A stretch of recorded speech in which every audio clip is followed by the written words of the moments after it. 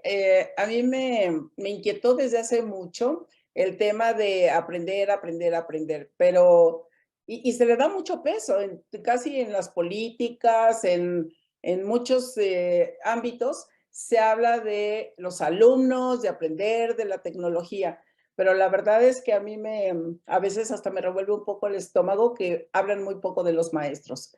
Y cuando hablan, no hablan bien. O sea, ¿cómo? Yo me acuerdo que estuve en un congreso internacional del TEC de Monterrey y platicando con Salvador Alba y con Melchor, creo que Sánchez, que era el director del rector, vicerrector de innovación de la UNAM. Yo les decía que me llamaba la atención que en casi todo el contenido del congreso se hablaba justo de eso, tecnologías, aulas, el aula invertida, etcétera, pero yo no veía, solamente vi una conferencia y hasta eso de las simultáneas que hablaba acerca de la enseñanza. Y no veía mucha referencia a los maestros. Y la verdad es que son ustedes quienes batallan en sus salones, en los salones con más, menos recursos, con mejores o peores condiciones, pero ahí van todos los días a trabajar y a veces yo diría que a batallar, no con todas las facilidades, pero sí, tal vez a veces cansadas o cansados, aburridas, o ya un poco dice, uy, otra vez lo mismo, a batallar con un niño, con un joven, con un adolescente, y como que las dinámicas de repente no cambian mucho. El comportamiento humano es tan interesante, pero tan complejo a la vez, que hay ocasiones que no nos entendemos ni nosotros. El otro día alguien me decía, lo que pasa es que la gente no quiere que le cambien la esencia. Y yo decía, qué arrogantes somos al pensar que alguien puede cambiar la esencia de algo que no conoce, porque creo que nuestra esencia todavía no la conocemos y que a veces usamos las palabras con mucha trivialidad. En realidad creo que no nos es posible eso y yo pienso, abogo, porque todos los que se dedican a la tecnología no descubran el algoritmo del comportamiento humano, porque el día que eso ocurra, nos volvemos autómatas, como el mundo feliz de Aldous Huxley, o la película esta de Divergente, ¿no? Donde nos ubican a cada quien en un determinado comportamiento y ahí nos van a acercar.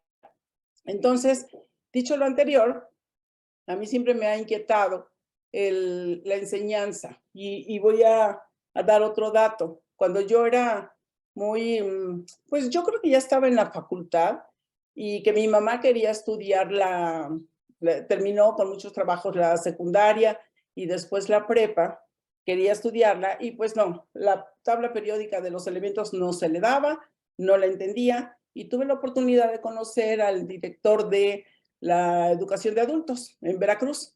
Entonces me acerqué y le dije que por qué no se hacían unas dinámicas distintas para cierto tipo de personas o poblaciones donde la educación de adultos pues tuviera otro enfoque, como por ejemplo la tabla periódica de los elementos, pero aplicada, la tabla periódica de los elementos, pero aplicada a los alimentos, para cocinar, para hacer recetas y todo, de tal forma que las personas pudieran digamos, metafóricamente, comerse los elementos.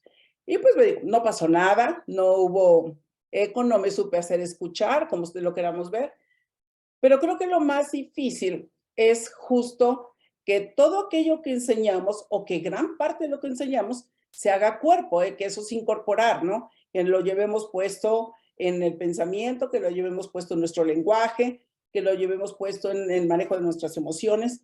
Y eso es lo más difícil, aunque tenemos los contenidos, puede ser español, matemáticas, física, química, lo que quieran, pero si nosotros no sabemos cómo aterrizarlo, cómo bajarlo en sencillito. Es como la investigación científica, que es tan compleja y el lenguaje es tan complejo también y palabras tan desconocidas para nosotros que el poderlo bajar para dejarlo en simple y cotidiano es muy difícil. Y habemos divulgadores de ciencia que nos gusta ponerlo de manera más práctica. Entonces, todos los contenidos de la escuela, por muy sencillos que parezcan, necesitamos bajarlos a que los niños, a que los adolescentes lo puedan relacionar con su vida cotidiana. Yo creo que ustedes han escuchado, o tal vez a ustedes mismas les ha pasado, que de pronto dicen, de todo lo que me enseñaron en la escuela, ¿cuánto aplico? Si ustedes me pudieran decir, ah, bueno, yo aplico el 10% de lo que me enseñaron o el 20%, nos damos cuenta que tal vez estamos siendo generosos. ¿Hay teorías? Sí. ¿Esas teorías son aplicables a nuestra vida cotidiana? Tal vez no. Sin embargo, siempre nos van a servir como una referencia. Me voy a permitir compartir con ustedes una presentación muy breve acerca de lo que es el aprendizaje integral y sobre esto les voy conversando qué fue lo que me llevó a justo a diseñar, articular esta metodología.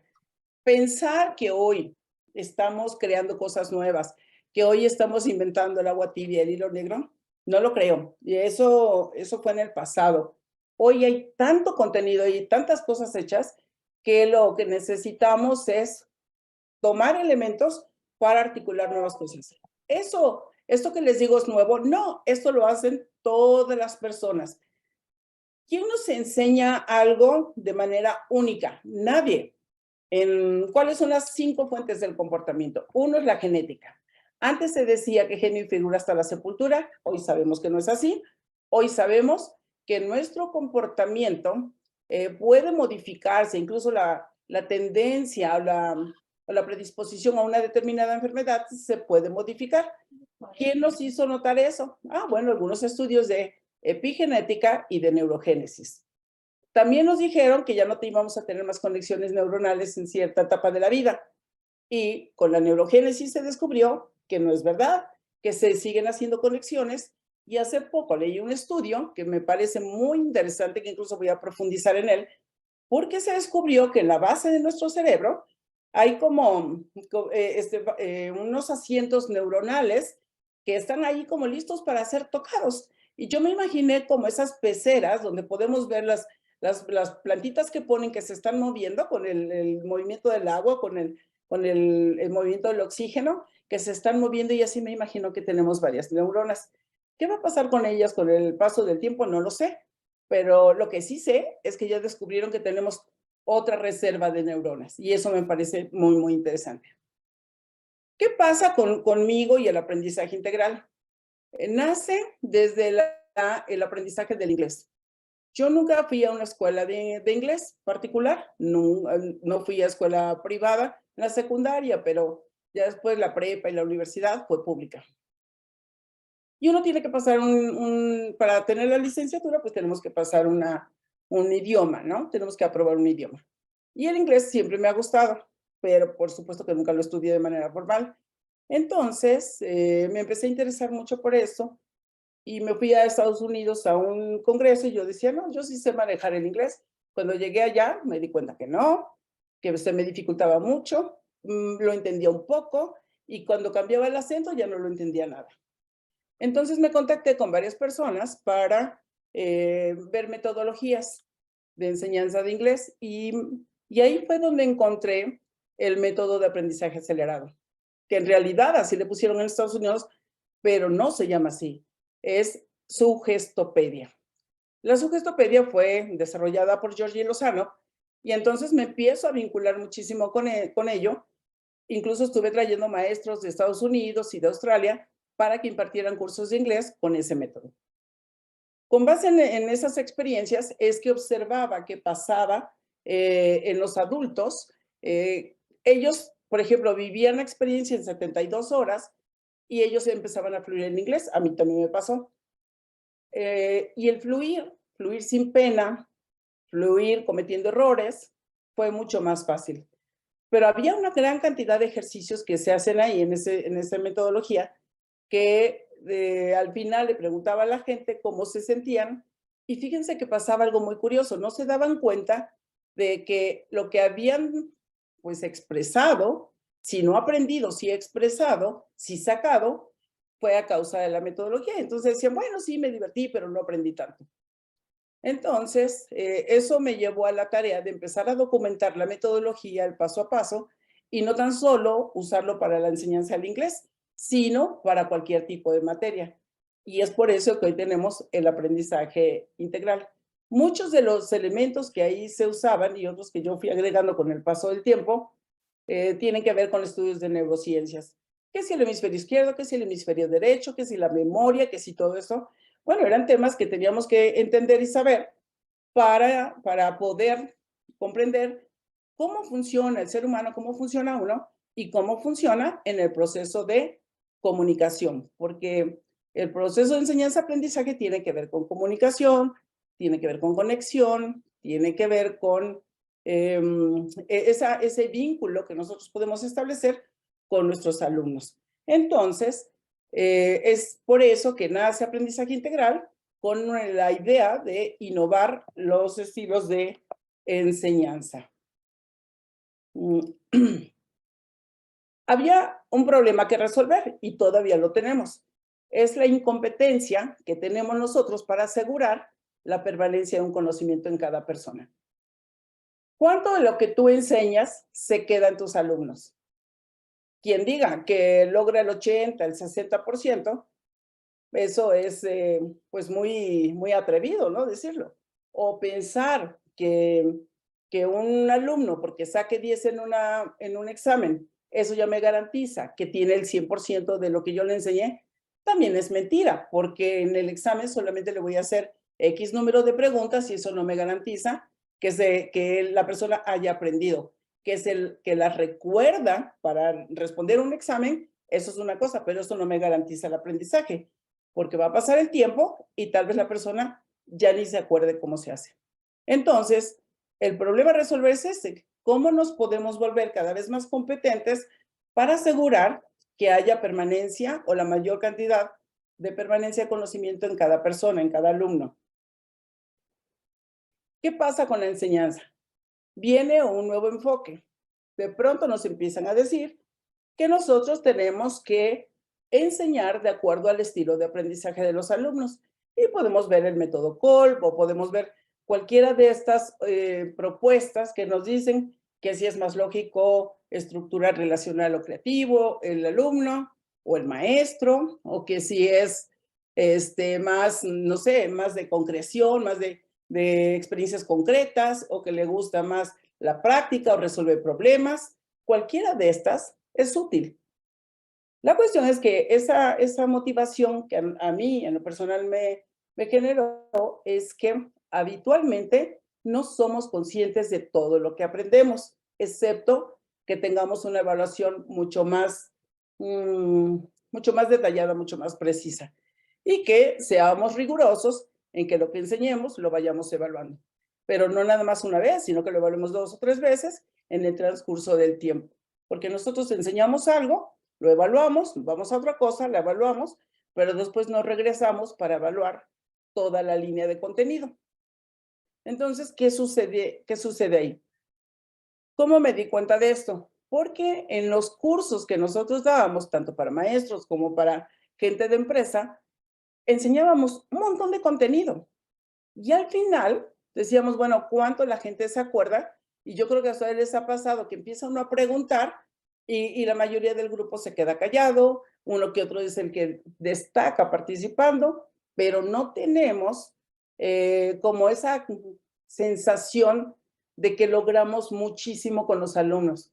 A veces es hasta un poco frustrante porque le echamos muchas ganas y no logramos ver el resultado en la gente o ese entusiasmo por participar, por contribuir, por construir. Entonces, otro de los elementos que tenía que estar presente era cómo le hacemos para llevar a cabo una mejor gestión mental y emocional y poder estimular más la participación de la gente, la participación de los alumnos, ¿verdad? Eh, que son los pilares de la comunicación y de las dinámicas relacionales. Como es muy difícil que nosotros podamos acercarnos a todos, muchas veces decimos, es que tengo yo muchísimos alumnos, ¿a qué hora le voy a dedicar tiempo a cada uno? Y fíjense que no se trata de dedicarle tiempo a cada uno, se trata de conectarnos con cada uno en diferentes momentos. ¿Esto qué significa? Que tal vez algunos alumnos necesitan más atención o algunos participantes necesitan más atención que otros. pero la participación o nuestra interacción tiene que estar vinculada con conocer a la persona. ¿Qué le gusta, qué le disgusta, qué le motiva, qué le mueve, qué situación vive, por qué le llama la atención una cosa y no otra? Y eso me va a dar algunos elementos para poder proyectar una idea de cómo funciona su cerebro, cómo funciona su pensamiento, qué elementos pueden ser más atractivos y también cómo los puedo incorporar en mi habitualidad o en qué momento le voy a dedicar más tiempo, más atención a una parte del grupo y en qué momento a otra. Por otro lado, había que considerar que el que estén en nuestra clase, en nuestro salón, esté vinculado con bienestar. Y el bienestar está relacionado con varios elementos: el ambiente que creamos, el ambiente que permitimos entre los alumnos, la dinámica entre los mismos profesores. Todas esas dinámicas van a generar una cultura, van a generar un ambiente.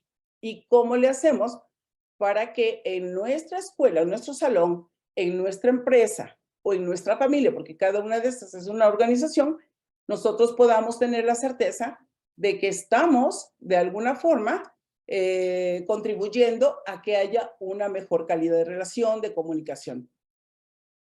La transición se presenta inevitable.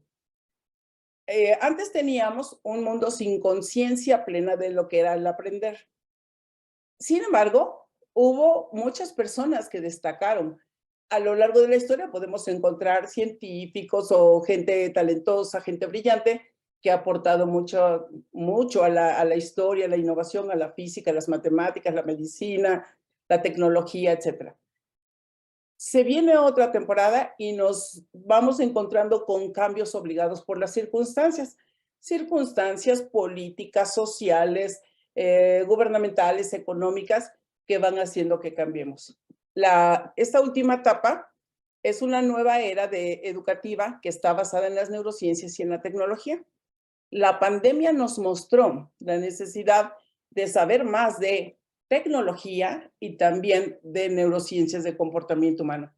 Recordemos esos momentos que tuvimos durante la pandemia, donde les escuchábamos y casi ningún maestro, ningún padre de familia o ninguna persona de empresa nos hablaba acerca de las funciones o de las actividades o de las materias. Más bien de lo que se nos hablaba es cómo le hacemos para generar interés en los alumnos, cómo le hacemos para atender o hacer contención con lo que los niños o los adolescentes estaban viviendo. ¿Cómo le hacemos para que prendan las cámaras y quieran estar con nosotros? Incluyendo a los mismos maestros. ¿Cómo le hacemos para que los maestros prendan las cámaras y yo pueda ver quién está atrás de esa pantalla oscura? ¿Qué cara tiene? ¿Qué expresiones hace? ¿En qué momento lo voy a estar viendo? ¿Voy a estar viendo a la cámara o voy a estar viendo mi diapositiva o el contenido que estoy mostrando? Eso nos demanda una mayor energía, nos demanda que nosotros estemos atentos a varias señales. ¿Cómo le hacemos para hacer frente a esa transición inevitable? Nadie lo puede parar. Por mucho que queramos, por mucha resistencia que tengamos a ciertas cosas, no lo podemos parar. ¿Qué cosa hicimos con la parte de aprendizaje integral? Sabíamos que una de las cosas interesantes es dar una excelente bienvenida, una preparación, como cuando vamos a hacer una fiesta, que la gente se entusiasme porque va a llegar a mi salón, porque va a llegar a mi curso. Y fíjense que no es exclusivo de las escuelas, también en las empresas pasa que cuando llegan los participantes, nosotros les preguntamos, ¿saben ustedes a qué curso vienen? Yo les podría garantizar que el 80% no sabe a qué curso viene. O sea, bueno, el curso se trata de esto. Tú lo necesitas. La gente dice, bueno, no sé todavía si lo necesito hasta que vea yo cómo se va desplegando.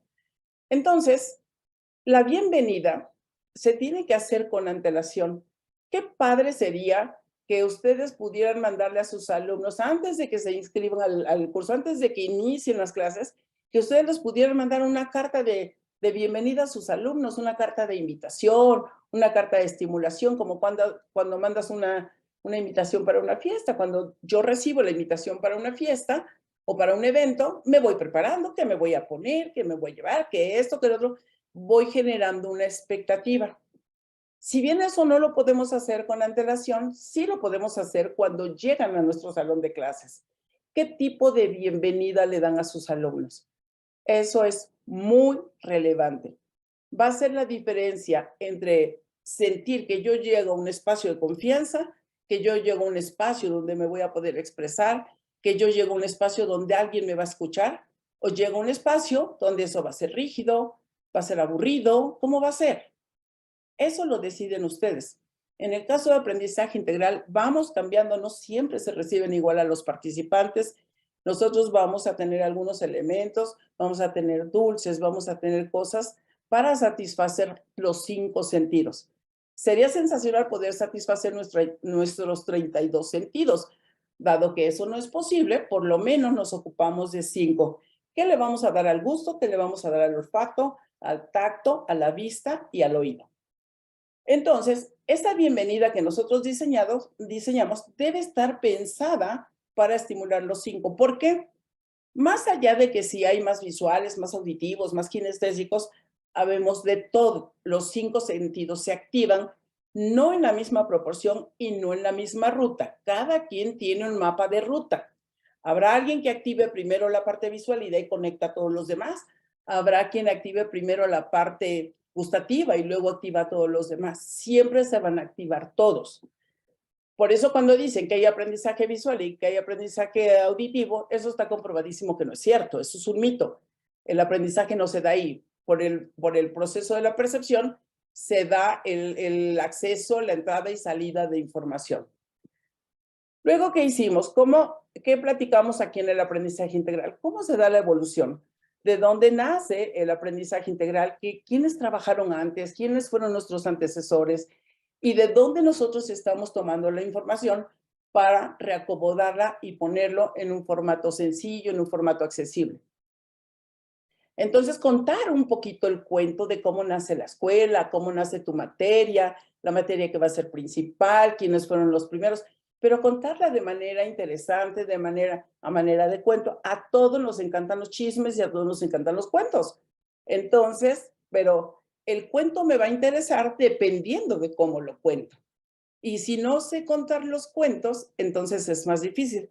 Y no tienes que contarlo, lo puedes leer. Y puedes poner una musiquita de fondo para decirle, fíjense lo interesante que es si voy a empezar con matemáticas.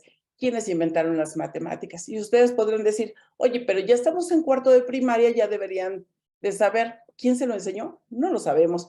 Pero cuando nosotros la contamos, aun y cuando esa historia ya haya sido explicada o contada, la manera en que yo la cuento va a ser la manera en que yo la cuento y va a ser algo diferente. Después entramos a ver cómo funciona el cerebro. El cerebro es una parte, es una parte y la mente es otra, es la pareja perfecta. Entonces, si yo no entiendo cómo funciona el cerebro y no nos quedemos nada más en la parte de que los 4 cuadrantes, no. ¿Cuántas cosas pasan en el cerebro? Porque ahí están los neuroquímicos, ahí están las conexiones neuronales, ahí están por ejemplo, el sistema nervioso simpático y parasimpático, que uno prende la luz y el otro la apaga, ¿no? Uno hace que abramos los ojos y el otro que la cerremos. Y de que se nutre nuestro cerebro. Hablarles de las drogas que tiene su propio cerebro para evitar que los niños vayan teniendo esa orientación a buscar las drogas. Cómo el cerebro se hace cargo de suprimir dolores y de suprimir ciertos sufrimientos. Cómo se constituye solo, porque a veces parece que se manda solo. Y lo podemos vincular, si lo hablamos en las 3 capas, de cómo hoy tanta gente se ha vinculado con los mamíferos, hasta parece que estamos en retroceso. Hoy hay muchísima gente que prefiere tener mascotas, gatos, perros, que tener niños. Entonces, fíjense incluso cómo los cachorros o cómo estos mamíferos se relacionan con los seres humanos y cómo el ser humano se vuelve más cálido con los cachorros en lugar de ser más cálido con los niños, ¿no? Muchas veces somos más amables, más afectivos, pero sí explicar, yo les digo que es el 1, 2, 3, 4, es que tenemos un cerebro, 2 hemisferios, 3 capas y 4 áreas especializadas, para ponerlo en sencillo. Y así hablar de la dinámica de percepción, que es la que nos permite conectarnos con el otro, ser empáticos, percibir las cosas, tener velocidad para percibir o lentitud para percibir, etcétera. Y que esa información pasa al pensamiento para procesarse. Y ya una vez que se procesa ahí, ahí vamos a ver si el cerebro se encarga de ver como más atractivo el método, el proceso, el paso a paso, o le importa más el objetivo y el resultado, o le importa buscar nuevas soluciones a problemas viejos y conocidos, o le interesa más tener un enfoque en las relaciones. Por ejemplo, si tú te das cuenta que tu grupo tiene más orientación a la relación, ¿cómo le vas a hacer para que tu materia la vincules con las relaciones, la comunicación, los sistemas, cómo interactúan? O si tienes un grupo que tiene más orientación a la creatividad, al desafío y todo eso, bueno, la materia o lo que estés enseñando, vincúlalo con ese tipo de retos o desafíos. O si tienes niños más obedientes o adolescentes más obedientes, más apegados al paso a paso, para ti, maestro, que tú seas más creativo y tienes un grupo que necesita el paso a paso, es tener un grupo antagónico a tu perfil. Y eso hace que gastes mucha energía, como que uno tiene que trabajar el doble o el triple para que los niños puedan avanzar. Y así nos vamos. El manejo del lenguaje, que es tan importante. Lo que digo, cómo lo digo, la velocidad en que lo digo, todo esto es básico. Y ahora, todo eso es la antesala para saber qué información se va a guardar en la memoria. Cómo vamos a hacer esos llamados a la memoria. Y ya después, como complementos, vamos a ver las múltiples inteligencias, porque no importa qué tan inteligente eres, sino de qué modo eres inteligente. Cómo nosotros, por ejemplo, tenemos en un grupo, por el número de niños que ustedes manejan, van a tener niños que son más inteligentes para una cosa y otros para otra. Pero a veces queremos estandarizarlos a todos, que contesten igual. Eso no va a ocurrir. Y lo sabes, sabes que no va a ocurrir porque ya tienes muchos años de experiencia. Sin embargo, sigue estando por ahí la expectativa por tu propio perfil de que los niños se alineen a tu perfil y no que tú sepas trabajar más con la diversidad. Una cosa importante en la graficación mental es que no existe un solo tipo de graficación mental. La graficación mental es cómo nuestro cerebro acomoda en sus cajitas las cosas. Y hay diferentes métodos. A los maestros que les encanta los mapas mentales de Tony Buzan, quieren usar mapas mentales para todos, pero esos no funcionan para los alumnos que son más estructurales o que tienen más el paso a paso. No les va a funcionar. Ellos necesitan roadmaps o carreteras o cosas por el estilo que vaya paso 1, paso 2, paso 3. No, el radial les cuesta mucho el entender los mapas radiales. ¿Y para quién son? Cada mapa es de quien lo trabaja. Si yo hago un mapa, ¿a quién le sirve? A mí. ¿Para qué me sirve? Para recordar, para tener esos elementos. Pero a veces queremos que nuestros alumnos se aprendan nuestros mapas y les cuesta mucho trabajo, porque incluso llegan, este es un mapa, el que yo les estoy presentando. Para algunos de ustedes podrá ser más fácil, para algunos de otros será un poco aburrido presentarlo así.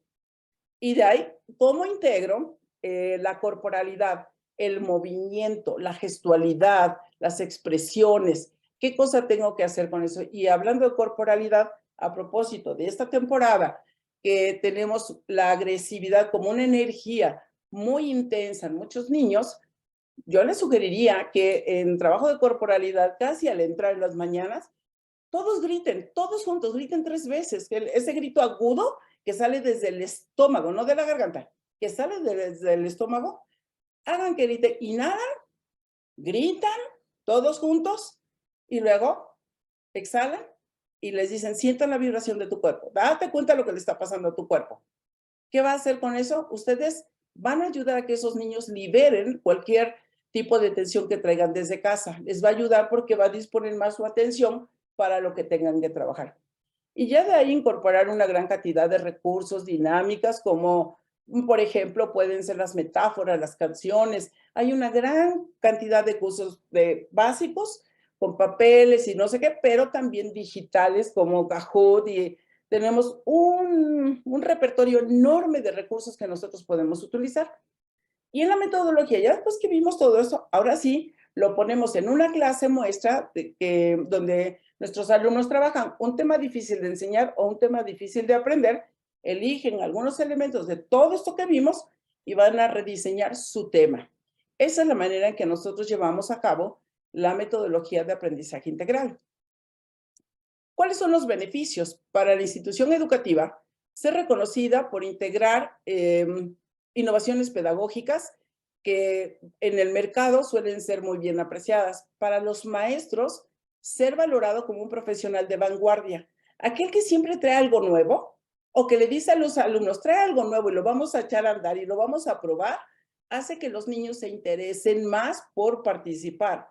Para los alumnos, ser capaces de descubrir y potenciar su propio talento de una manera más consciente. Se dan cuenta que ellos tienen que resolver.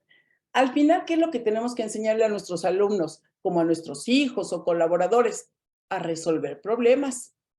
Hay una parte que yo he traído un poquito con respecto a lo de la felicidad y todo este rollo de la felicidad, y me di cuenta de algo que en cuando termine esta presentación se los voy a compartir. Por otro lado, para los padres de familia, contar con la certeza de que sus hijos están en un lugar donde se preocupan por la educación, por la vanguardia, por el cambio, por estar al día. Nosotros, ¿qué tenemos? Aquí rápidamente lo tenemos en formato de diplomado, ya sea presencial o online, lo tenemos en formato de taller, lo tenemos en formato de sistema para las escuelas, lo tenemos en formato de kit, que es el que está ahí al lado, para que en las escuelas lo puedan replicar o para que un maestro diga, oiga maestra, a mí me interesa y yo quiero dedicarme a dar cursos de esto porque ya ya he tomado un curso de mapas mentales, he tomado un curso de esto, del otro y ya lo sé manejar. Porque vienen las guías muy bien hechas para que ustedes lo puedan utilizar. Y bueno, esto en términos generales es la metodología de aprendizaje integral que he venido trabajando por cerca de 20 años. ¿Dónde ha sido más exitoso esto o ha sido mejor recibido? En las empresas. ¿Por qué en las empresas? Porque es más fácil fluir a veces. Y con los maestros han sido los maestros que por cuenta propia deciden inscribirse para aprenderlo y de verdad que la vida les cambia porque ya no se quedan nada más en, bueno, voy a hacer lo mínimo que me toca hacer. No, sino que buscar divertirse con cada cosa que ustedes hagan. Y la diversión está vinculada con la felicidad, con el bienestar, con un mejor resultado. Confluir con las cosas difíciles o los obstáculos es más fácil. Hace unos días, bueno, ya tiene tiempo que vengo pensando con esta nueva onda de la felicidad en todos lados y cómo vamos a medir el índice de felicidad y que tal vez encajar lo que nos ofrece, etcétera. Le dije, a ver, ¿cómo lo medimos? Y me di cuenta que la alegría o la satisfacción que nos pueden producir momentos de felicidad están más relacionados con la cantidad de situaciones que atendemos o problemas que resolvemos diario. Por ejemplo, si yo tengo mi closet todo revuelto y lo ordeno, la expresión que hago, ay, por fin ya, es que ya me chocaba ver el closet así de desordenado. Qué rico se siente ver el closet así. Luego, si yo, por ejemplo, debo deudas, me pongo a hacer mi listado de deudas, así, le debo a fulano, y empiezo a pagar todas las deudas pequeñas, ¡ay, qué rico se siente! Pero bueno, no hay que echarse más, ¿no? Pero qué rico, porque ya le pagué a fulano, fulano, fíjate todo lo que fui capaz de resolver. Y la expresión que hacemos generalmente, ¡ay, qué bueno que ya pagué, ya tengo menos broncas! Y ya después empiezo a pagar una deuda mayor. También puede ser que yo diga, tengo pendiente hablar con fulanito, con sutanito, con los papás de o con X o mi compañera, mi compañero. Es importante diseñar la conversación para ir a arreglar. Y hay ocasiones que cuando nos acercamos el otro ni se acuerda ni por qué nos peleamos o por qué nos dejamos de hablar o por qué nos distanciamos. Pero ya tiene varios años que no nos hablamos y lo hacemos con familiares, con compañeros de trabajo y solamente estamos generando tensión innecesaria. Entonces, eso no nos da bienestar. ¿Qué sucede cuando nosotros nos sentimos mejor, cuando nos encontramos en estado más armónico, más de bienestar? Tenemos mayor capacidad de pensamiento para resolver problemas. La inteligencia está vinculada con esa capacidad que tiene una persona para resolver problemas o para proponer soluciones que sean útiles a la sociedad o que atiendan alguna necesidad. Bueno, eso, de alguna manera, si nosotros hacemos en el día el cumplimiento de pendientes, resolver problemas, yo les garantizo, les aseguro, y lo voy a seguir investigando, que eso es un síntoma de felicidad, porque vas a tener mayor capacidad de gozo, vas a tener mayor capacidad de alegría y vas a disfrutar no tan solo tu trabajo, sino a la gente que te rodea. Pero lo más importante es que aprendas a disfrutarte tú, a reconocerte tú, para que puedas contagiar el bien, que tú pienses en el bien, que sientas el bien, que hables desde el bien y que actúes desde el bien. Habrá gente que nos encontremos que nos dicen, no, es que aléjate de la gente tóxica. ¿Por qué les decimos tóxicos? Decir tóxico es como decirme incompetente. ¿Por qué no resuelvo con esa persona? Es mejor le digo tóxico, yo me alejo. Desarrollé mis competencias para relacionarme con personas de ese tipo. A lo mejor no es tóxica la persona, es que no sé cómo manejarme con ella. No sé cómo marcarle límites, no sé cómo hacer esto. Y eso está vinculado con el lenguaje y las competencias conversacionales. Perdón. Bien, finalmente decirles que nuestro cerebro toma un periodo de maduración para las niñas entre del momento de nacimiento hasta los 22, 25 años y para los varones entre los 25, 28 años. Entonces, fíjense qué tan importantes son estos pilares que es, por un lado, la genética, por otro lado, la casa, porque ahí nos implantan un montón de juicios, creencias y todo que no podemos cuestionar porque no tenemos la madurez cognitiva para decir esto no estoy de acuerdo, ¿verdad? Vamos a la escuela y ahí nos implantan otros. Cada maestra, cada maestro nos va implantando sus rollos y nos vamos quedando, pero no los podemos cuestionar y no sabemos por qué están ahí. Hasta que entramos a coaching o terapia vamos descubriendo ahí cosas. El otro pilar tan importante que tenemos la genética, la casa, escuela, el que viene es la empresa donde trabajamos. Muchos estudiantes empiezan a trabajar desde muy niños y ahí se genera una cultura que también les implanta, pero todavía no tienen ese pensamiento crítico para decir con qué están de acuerdo y no, entonces solamente se rebelan.